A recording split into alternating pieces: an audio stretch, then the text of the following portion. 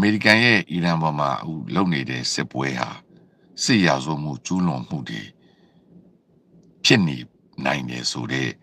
ကမ္ဘာကျွမ်းကျင်တဲ့ပညာရှင်100ကျော်ကစာရေးသားပြီးတော့ထုတ်ပြန်လိုက်တာတွေလည်းရှိတယ်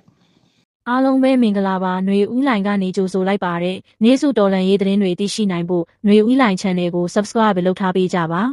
အဲ့တော့အမေရိကန်ရဲ့လုပ်ရက်တွေကတဖြည်းဖြည်းနဲ့စစ်ရာဇဝမှုကျူးလွန်တဲ့အနေအထားမျိုးကိုရောက်နေပြီးဆိုတာမျိုးကိုထုတ်ပြန်ချက်တွေလည်းကျွမ်းကျင်တဲ့ပညာရှင်100ကပြောနေတဲ့တစ်ချိန်ကတာအစ္စရေးကိုလည်းဒီလိုပဲဂါဇာကိစ္စနဲ့ပတ်သက်ပြီးသတိပေးထားပြီးသားရှိတယ်အဲ့တော့လူဆိုးနဲ့လူကောင်းတိုက်ရင်လူကောင်းကနာတယ်လေနော်အားလုံးသိပါတယ်ဒီကိစ္စလူဆိုးကတော့ငကိုတဲ့လူဆိုးဖြစ်ပြီးသားအဲ့တော့လူဆိုးကလူဆိုးလို့လုပ်တာကိုဘယ်သူမှအထူးဆန်းမမြင်ဘူးလူဆိုးအဲ့ဒီအလုပ်ကိုလုပ်ဖို့ဖန်ခံရတယ်နာမည်လည်းရှိတယ်ဒါပေမဲ့လူကောင်းတယောက်ကသူ့ရဲ့လုပ်ရက်တွေလူဆိုးဖြစ်သွားနိုင်နေဆိုရင်အလွန်အမတန်အဲ့ဒီလူကောင်းအတွက်နစ်နာပါတယ်ဒါကြောင့်လူဆိုးနဲ့လူကောင်းနဲ့ရန်ဖြစ်ကြပြီဆိုရင်လူကောင်းဘက်ကအများကြီးနစ်နာတယ်လူကောင်းဘက်ကလည်းလောကကန်ရတာတွေခက်တယ်ကိုကလူဆိုးလုပ်တဲ့အလုပ်မျိုးကိုလုပ်ရင်ကိုကလူဆိုးဖြစ်အဆွဆွဲခံရနိုင်တယ်ဒါကြောင့်လူဆိုးအလုပ်တဲ့မလုပ်မျိုးကိုကိုကရှောင်ရှားပြီးလုပ်ရတာဖြစ်တဲ့အတွက်ကိုကလုပ်ရတာအရန်အကျက်တည်းရှိတယ်လူဆိုးကတော့သူကငကိုတဲကလူဆိုးနာမည်ဖြစ်ထားပြီးသားငကိုတဲကစိတ်ရာဇဝမှုကျူးလွန်ထားပြီးသားငကိုကလည်းစိတ်ရာဇဝကောင်ဖြစ်ပြီးသားဆိုတော့သူဒီတကောင်နဲ့ညံ့မနဲ့တော့ဘူးဘုံထက်ကျဲလည်းဘာမှမဖြစ်ဘူးလူထက်တက်တယ်လည်းဘာမှမဖြစ်ဘူးတနိုင်ငံလုံးမိရှုလည်းဘာမှမဖြစ်ဘူးအဲ့တော့အဲ့ဒီခါကျတော့သူနဲ့ရှင်ပြီးလုပ်တဲ့ခါကျရင်လူကောင်းဘက်ကအများကြီးနစ်နာတယ်အများကြီးအခက်ခဲရှိတယ်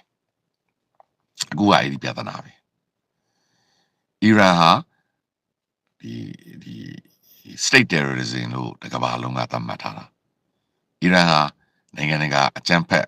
အဖွဲ့အစည်းအကြမ်းဖက်မှုကိုအားပေးတယ်အထူးသဖြင့်ဒီဟာမတ်စ်ရဲ့ဒီအော်တိုဘာ9ရက်နေ့အစ္စရေးကိုတိုက်ခိုက်မှုကအီရန်ကခေါင်းဆောင်နေဆိုတဲ့ဒီဆွဆွဲမှုတွေအများကြီးရှိတယ်ဒါကြောင့်အီရန်ဘက်ကထပ်ပြီးကျူးလွန်လို့လည်းဘာမှမဖြစ်ဘူးထိုနည်းလေးကောင်းမယ်အစ္စရေးကလည်းဂါဇာကိစ္စနဲ့ပတ်သက်ပြီးစစ်ရာဇဝမှုကျူးလွန်ထားတယ်ဆိုပြီးတော့ ICC မှာတော့တရားရောက်နေပြီဝရမ်းပြေးတောင်ဖြစ်နေပြီဟုတ်တယ်မလားတဲ့ဟိုဖန်ဝရမ်းတောင်ထုတ်ထားပြီအဲ့တော့အစ္စရေးဘက်ကလည်းဆက်လက်ပြီးဒီလိုစစ်ရာဇဝမှုတွေကျူးလွန်ဖို့ဘာမှမထူးဆန်းဘူးဒါပေမဲ့အမေရိကန်နိုင်ငံနဲ့အမေရိကန်သမ္မတအတွက်ကတော့အလွန်အမတန်ထူးဆန်းတယ်သူတို့လုပ်လို့မရဘူးသူတို့လုပ်မလုပ်ပြန်ရင်လေသူတို့ကရဲဆက်ဆက်လုပ်မှာဖြစ်တဲ့အတွက်ကိုကခံရခက်တယ်ဒါကြောင့်အခုအီရန်ကသတိထားကြည့်အီရန်ကအစ္စရေးကိုလူနေရက်ွက်တွေကို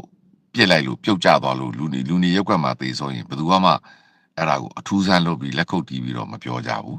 တချို့အီရန်ကိုထောက်ခံတဲ့လူတွေကတော့အဲ့ဒါကိုပျော်နေကြတယ်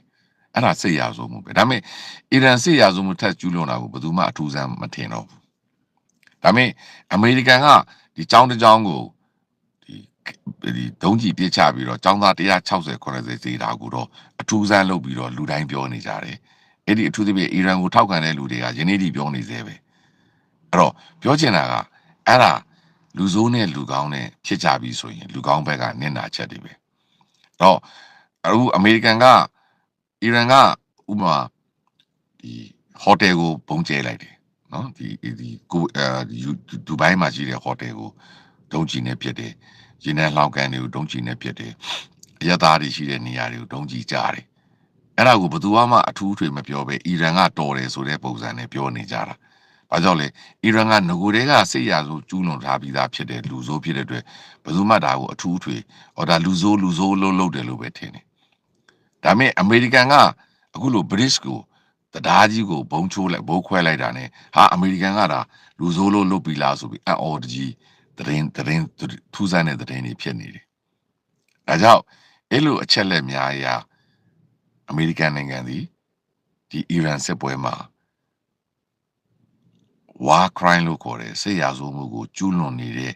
အနေအထားမျိုးကိုရောက်နေနိုင်တယ်ဆိုတဲ့သတိပေးချက်သုံးသပ်ချက်ကိုကမ္ဘာကျွမ်းကျင်ပညာရှင်100ကျော်ကလက်မှတ်ထိုးပြီးထုတ်ပြန်ထားတယ် ဒါ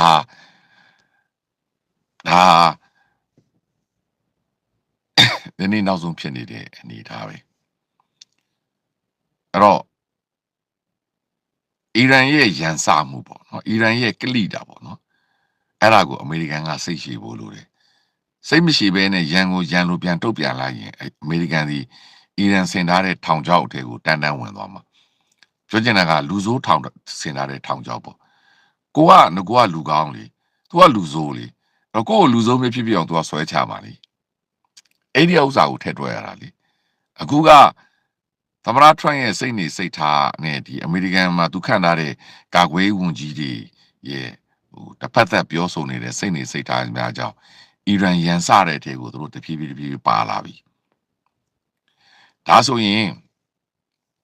ဘာကြောင့်ဥရောပနိုင်ငံများကမပါတာလေအဲ့ဒီအတိုင်းဖြစ်လာတော့မယ်ဆိုတာကိုဥရောပခေါင်းဆောင်များကတွက်ချက်ထားနိုင်တယ်ပြောချင်တာကအမေရိကန်အဲ့လိုဝင်တိုက်လိုက်ဥရောပခေါင်းဆောင်များဟာသူကတရားဝင်မှုကိုရှာတယ်နော် legality ပေါ့နိုင်ငံတကာဥပဒေများအရတရားဝင်မှုဝင်နောက်တစ်ခုဒီစစ်ပွဲကိုဖြစ်ရင်အီရန်ကအခုလိုပြန်တိုက်နိုင်တယ်အခုလိုဒုံးကျည်နဲ့ပြစ်နိုင်တယ်အခုလိုဟော်မုရေလက်ကြားကိုပိတ်ဆို့ပြီးရန်စနိုင်တယ်ဆိုတာကိုဥရောပခေါင်းဆောင်များကတွက်ချက်ထားပြီးတော့အဲ့ဒီရဲ့ negative impact လို့ခေါ်တဲ့ဆိုးကျိုးတွေအားလုံးကိုရင်ဆိုင်ရနိုင်တယ်အဲ့ဒီချိန်မှာကိုတိုင်မှာဒီစစ်ပွဲထဲကိုဆွဲဝင်သွားနိုင်ပြီးကိုတိုင်မှာစစ်ရာဇဝမှုကျူးလွန်တဲ့အဆင့်ကိုရောက်သွားနိုင်တယ်ဆိုတဲ့အဲ့ဒီထောင်ချောက်ကြီးကိုဥရောပမှာရှိတဲ့ခေါင်းဆောင်များနဲ့အကြံပေးများကသူတို့အစိုးရတွေအားလုံးကိုပြောဆိုထားပြီးသားဖြစ်တဲ့အတွက်ဥရောပခေါင်းဆောင်များကလက်ရှဝေးနေလက်ရှောင်ပြီးငါနဲ့မဆိုင်ဘူးငါမပါဘူးဆိုထားអော်နေကြတာအဲ့ဒါဒီကျွန်တော်တို့ UK ဝန်ကြီးချုပ်ပဲဒီစစ်ပွဲတွေငါစစ်ပွဲမဟုတ်ဘူးဒီစစ်ပွဲကိုငါတို့ဝင်မပါဘူးဒီစစ်ပွဲတွေကိုငါတို့ဘယ်တော့မှဝင်မပါနိုင်ဘူးတစ်ချိန်လုံးអော်နေတာမက်ခရွန်တစ်ချိန်လုံးអော်နေတာအဲ့ဒီဖြစ်လာမဲ့အနေအထားကိုသူတို့ကောင်းမြင်တယ်တွက်ချက်ထားပြီးသားဒါကအထူးအဆန်းမဟုတ်ဘူးအဲ့ဒါကိုအမေရိကန်ကဘယ်လိုသဘောထားနဲ့တိုက်လိုက်တယ်လေသူတို့ပဲသိမယ်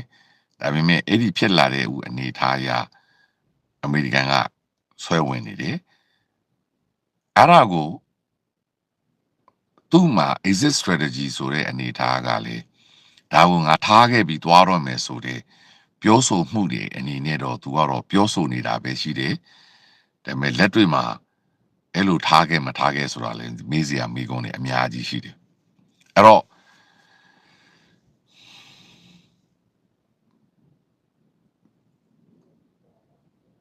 ဟိုတနေ့ကကျွန်တော်ရှင်းပြသလိုစစ်ပွဲတစ်ပွဲတိုက်ရင် know the enemy လေကိုယ့်ရဲ့ရန်သူကိုသိရမယ်အဲ့တော့ကိုယ့်ရဲ့ရန်သူရဲ့လုံနိုင်စွမ်းအားကိုသိရမှာခက်တာကသဘာဝတရားအရဒီဟော်မုစ်ရေလက်ကြားကအီရန်နိုင်ငံထိပ်မှာရှိနေတယ်ဒီဟော်မုစ်ရေလက်ကြားနဲ့ပတ်သက်ပြီးတော့လေစစ်ရေးလေ့ကျင့်မှုတွေအချိန်ချင်းလုပ်ပြီးတော့သူတို့ကပြင်ဆင်ထားပြီးသားတွေရှိနေတယ်ပြီးတော့စစ်ဖြစ်နေတာဖြစ်တဲ့အတွက်အီရန်ကပြစ်ထည့်လိုက်ရင်ဘယ်သူမှတရားသဆွဲလို့မရဘူးစစ်ဖြစ်နေတာစစ်ဖြစ်လို့သူ့ရဲ့ပိုင်နက်ကိုသူကပိတ်ထားတာမလာရဘူးပြောတာမလာရဘူးပြောလို့ကိုကစုပ်ဝင်လို့သူပြစ်ထည့်လိုက်ရင်ကိုခံရမှာဘယ်သူမှလည်းရော်ကြီးပေးမှာလည်းမဟုတ်ဘူးအဲ့တော့အဲ့ဒီအနေအထားများအရာအဲ့ဒီအားသာချက်ကိုအီရန်ကအသုံးချနေတာဘာလို့ဒါသူ့နိုင်ငံလေသူ့နိုင်ငံကနေဖြတ်ထွက်တာအဲ့တော့သူ့နိုင်ငံနဲ့ဖြတ်ထွက်တာဖြစ်တဲ့အတွက်စစ်ဖြစ်နေတဲ့အနေအထားလည်းဖြစ်နေတာဖြစ်တဲ့အတွက်သူကဒါစစ်ပွဲဖြစ်နေတယ်ဘယ်သူမှပေးမဖြတ်ဘူးလို့ပြောရင်ဘယ်သူမှဒါဘာမှလုပ်လို့မရဘူးအဲ့တော့တခါစစ်ဖြစ်နေတယ်သူ့ကိုလာတိုက်တာဖြစ်တဲ့အတွက်သူ့ကိုလာတိုက်တဲ့နိုင်ငံတွေကိုလည်းသူကပြန်ပစ်တယ်ဆိုတဲ့အနေအထားနဲ့အီရန်ကသုံးသွားတာဆိုလိုချင်တာကအဲ့ဒီပင်လယ်ကွေ့နိုင်ငံတွေမှာအမေရိကန်စစ်စခန်းတွေရှိနေတာလည်းအမှန်ပဲအဲ့တော့အမေရိကန်ကအဲ့ဒီစစ်စခန်းတွေသူ့ကိုလက်စစ်လာတိုက်လို့သူကလည်းပြန်တိုက်တဲ့အတွက်အဲ့ဒီစစ်စခန်းပေါ်ကိုသူပြစ်လိုက်တဲ့ဒုံးကြီးတွေကတခြားကိုကျသွားတာသူလည်းမတတ်နိုင်ဘူးအဲ့တော့စစ်ဖြစ်နေတာအဲ့တော့အမေရိကန်က အဲ့ဒီပင်လယ်ကွေ့မှာရှိတဲ့နိုင်ငံတွေကနေစစ်တိုက်တာမဟုတ်ပဲတခြားစစ်တိုက်တယ်ဆိုပြဿနာမရှိဘူး။ဥပင်လယ်ကွေ့နိုင်ငံတွေမှာအမေရိကန်စစ်စခန်းတွေရှိနေတယ်။အဲ့တော့အီရန်ကပြောမယ်ငါတို့ဒီမင်းတို့နိုင်ငံကိုတိုက်တာမဟုတ်ဘူးအမေရိကန်စစ်စခန်းကိုတိုက်တာ။အဲ့ဒီတော့သူ့မှာလေတိုက်လို့ရတဲ့အကြောင်းပြချက်ရှိနေတာ။အဲ့တော့ဒီလိုအနေထားများရတာစစ်ဖြစ်နေတာ။တခါအမေရိကန်ကအစ္စရေးကအီရန်ရဲ့ရေနံချက်ဆက်ယုံတွေကိုပုံကျဲတယ်။အီရန်ရဲ့ဒီဘာခေါ်လဲတောက်သုံးရေချက်လုပ်တဲ့စက်ယုံပေါ့နော်ရေငန်ကနေပြီးတော့ရေကြိုချက်လုပ်တဲ့စက်ယုံတွေကိုဘုံကျဲတယ်ဆိုရင်အီရန်ကလည်းငါလည်းဘုံပြန်ကျဲမှာပဲလीမျိုးတို့အမေရိကန်ကိုလက်ခံထားတဲ့နိုင်ငံတွေအမေရိကန်နဲ့ပူးတွဲတဲ့နိုင်ငံတွေအမေရိကန်မဟာမိတ်နိုင်ငံဟာရန်သူရဲ့မိတ်ဆွေကရန်သူပဲလीအဲ့တော့သူလည်းပြန်တိုက်ခိုက်မှာပဲအဲ့တော့အဲ့လိုအပြန်လန်တိုက်ခိုက်မှုတွေကြောင့်အမေရိကန်ကတော့သူ့နိုင်ငံကိုဒါရိုက်အတိုက်မခံရပေမဲ့လေသူ့ရဲ့မဟာမိတ်နိုင်ငံတွေနဲ့သူစစ်စခန်းရှိတဲ့နိုင်ငံတွေတိုက်ခိုက်ခံရတာဟာဒါအမေရိကန်ကိုဒေါသထွက်စေတယ်အရှက်ရစေတယ်အဲ့လိုအရှက်ရစေတယ်ပြီးတော့ကဘာကြီးကိုလည်းပိတ်ဆို့လိုက်တာဒီရေနံလမ်းကြောင်းကိုပိတ်ဆို့လိုက်တာဖြစ်တဲ့အတွက်အမေရိကန်ကငါနဲ့မဆိုင်ဘူးဒီရေလက်ကြားနေငါဘာရေနံမှမယူဘူးငါနဲ့ဘာမှမဆိုင်ဘူးမင်းတို့ရေနံလိုချင်ငါ့ကိုလာဝယ်ပါလို့သူ့အတူဘလောက်ပဲကလေးစကားပြောလက်တွေ့မှာကြတော့သူစစ်တိုက်လို့အီရန်ကပြန်လှုပ်တာအဲ့ဒီအတွက်ကဘာကြီးကစီစည်းနှုံးတွေတက်တာအဲ့ဒီအတွက်အမေရိကန်ကစစ်တိုက်လို့ဖြစ်တယ်ဆိုတဲ့အမြင်နဲ့သိက္ခာကြတာပဲအဲ့လိုသိက္ခာကြလေအမေရိကန်အစိုးရရဲ့ဒေါသကိုထွက်စေလေငယ်တိတ်ကိုရောက်စေလေအဲ့လိုငယ်တိတ်ကိုရောက်စေလေအမေရိကန်အစိုးရကအခုသူပြောသလိုပဲတရားကိုသူဘုံကျဲလိုက်တယ်ဖြက်စီးလိုက်တယ်နော်တရားနဲ့စစ်ပွဲနဲ့ဘာမှမဆိုင်ဘူးလေနော်ဒါလူတိုင်းသိပါတယ်တော့ကျွန်တော်တို့ဒါဂိုးထိတ်တရားကိစ္စတော့ဆိုကျွန်တော်တို့အကြီးကျယ်အငင်းပွားကြတာအားလုံးမှတ်မိပါတယ်နော်ဂိုးထိတ်တရားကိုဘသူကကျဲတယ်သူကကျဲတယ်ဆိုတော့အဲ့တော့ကကျွန်တော်တို့ပြောပါတရားနဲ့စစ်နဲ့မဆိုင်ဘူးလေဒါတော့မြန်မာနိုင်ငံမှာဂိုးထိတ်တရားဆိုတာအလွန်မတန်စီရရမဟာဗျူဟာကြတယ်ဒါတော့သူလှုပ်တယ်ငါလှုပ်တယ်ဆိုအငင်းပွားကြသေးတယ်ဒီထုံးနည်း၎င်းပဲအခုတီဟေရန်မှာရှိနေတဲ့ဒီတရားကြီးကိုအမေရိကန်ကဘုံကျဲဖျက်ဆီးလိုက်ခြင်းဟာအစိတ်ပိုင်းတွေပျက်စီးသွားတာပေါ့ဖျက်ဆီးလိုက်ခြင်းအဲ့ဒီဖျက်ဆီးလိုက်တဲ့ဗီဒီယိုကိုလည်းသမရကတင်ထားပြီးတော့သူ့ရဲ့ post မှာမင်းတို့အမြန်လက်မှတ်ထိုးတော့ပြောချင်တာလက်နဲ့ချတော့ပေါ့ကွာကျွန်တော်တို့အရက်သားစကားပြောရင်မင်းတို့ဓာတ်နဲ့ဆိုးတာငါလုပ်အောင်မင်းလို့ကျင်းသွားတာဟာကနလူဆိုးနဲ့ပေါင်းရင်လည်းကိုပါလူဆိုးဖြစ်တော့မယ်ဆိုတဲ့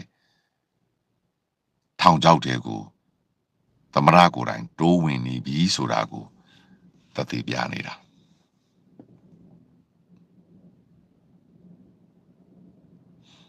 အဲ့တော့တန်ရေးတမန်ရေးနီးနဲ့ဆုံးဖြတ်မယ်ဆိုရင်သူကိုယ့်ကိုဒုက္ခမပေးဘူးနဲ့ကဘာကြီးကိုဒုက္ခမပေးဘူးတခြားနီးနဲ့သူ့ကိုကန့်တတ်တာမျိုးဖဲကျင်တာမျိုးစီးပွားရေးတန်ခတ်တာမျိုးမိတ်ဆွေမလုပ်တာမျိုးနဲ့ဟန်တာကြဖို့ကြိုးစားတာတခါမနေ့ကသမရထရန့်ပြောသွားတဲ့သမရအိုဘားမားလက်ထက်မှာအီရန်ကိုသမရအိုဘားမားကဒေါ်လာတန်း1900ပေါ့1.8 ဘီလီယံငွေသား cash ကြီးပဲပေးလိုက်တယ်ဆိုတဲ့စကားဟာပေးလိုက်တာမှန်တယ်ဒါမှအမေရိကန်ကရော်ကြီးပေးတာမဟုတ်ဘူးအီရန်ရဲ့ပတ်စံတွေကိုအမေရိကန်နိုင်ငံမှာသိမ်းဆည်းထားတာကိုပြန်ပေးတာဖြစ်တယ်ပြောချင်တာအီရန်ပတ်စံကိုအီရန်ပြန်ပေးလိုက်တာဖြစ်တယ်ပြောချင်တာကအမေရိကန်ကအီရန်ရဲ့ပိုင်ဆိုင်မှုတွေဒေါ်လာတန်း1900ကိုအမေရိကန်နိုင်ငံမှာ freeze လုပ်ထားတာထိန်းချုပ်ထားတာအဲ့တော့အီရန်ပတ်စံကိုအီရန်ကိုပြန်ပေးလိုက်ခြင်းတာဖြစ်တယ်ပြီးတော့သမရအိုဘားမားအီရန်ကိုအခုလိုကျွန်တော်ပြောသလိုပေါ့နော်နိုင်ငံရေးနီးစာချုပ်ချုပ်တဲ့နီးတွေနဲ့ချုပ်ထုတ်ထားတာဖြစ်တဲ့အတွက်အီရန်နိုင်ငံဟာနောက်9နှစ်ပေါ့နော်ဥပမာအီရန်နိုင်ငံကနေပြီးတော့အမေရိကန်ကိုပြစ်နိုင်တဲ့ဒုံးကျည်တွေရောက် ထုံနှုတ်နိုင်တော့မယ်ပေါ့ပြောချင်တာတာဝိပစ်ဒုံးကြီးတွေထုံနိုင်တော့မယ်ဆိုတဲ့ပြောဆိုချက်ဟာ9 နှစ်လောက်အချိန်ယူရသည်လိုသေးတယ်လို့လည်းပြောဆိုချက်တွေရှိနေတယ်အဲ့တော့အဲ့လိုမျိုးအနေအထားများဖြစ်နေတာဖြစ်တဲ့အတွက်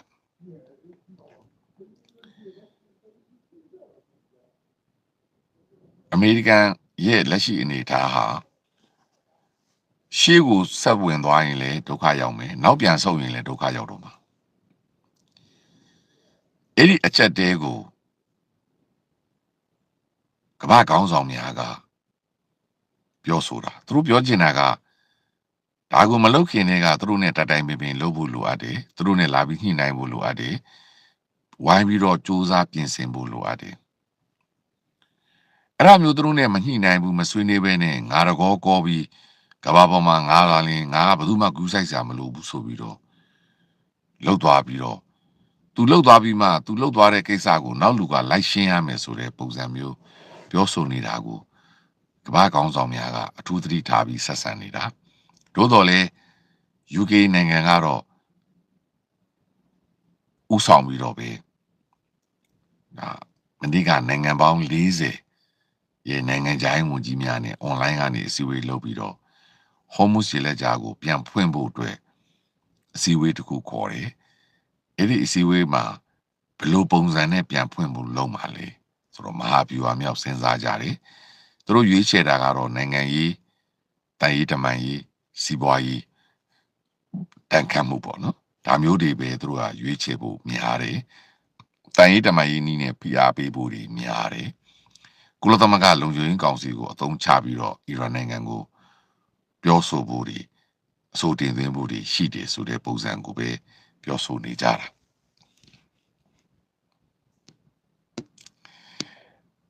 အဲ့တော့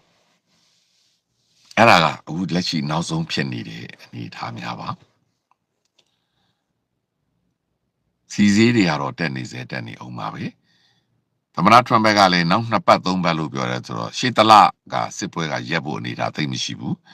ရှေ့တလကရက်ဖို့အနေထားမရှိတာဖြစ်တဲ့အတွက်စီစည်းတွေကတော့တက်စေတက်နေအောင်ပါပဲလောင်စာစီရှားပါမှုတွေလည်းဖြစ်နေအောင်ပါပဲအဲ့တော့ပုံမှန်အနေထားပြန်ရောက်ဖို့အတွက်အချိန်တစ်ခုယူရအောင်ပါပဲပုံမှန်အနေထားပြန်ရောက်ဖို့အတွက်အချိန်တစ်ခုကိုယူရအောင်ပါပဲ